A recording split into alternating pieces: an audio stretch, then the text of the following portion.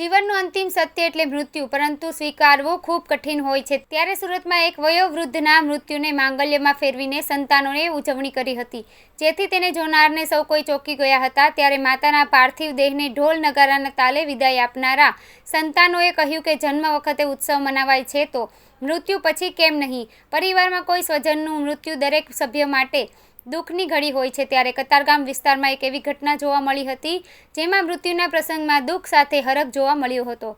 વૈકુંઠધામ સોસાયટીમાં રહેતા મધુભાઈ કાકડિયાના માતાનું 95 વર્ષની ઉંમરે અવસાન થતાં ઢોલ નગારા સાથે અંતિમ યાત્રા કાઢવામાં આવી હતી।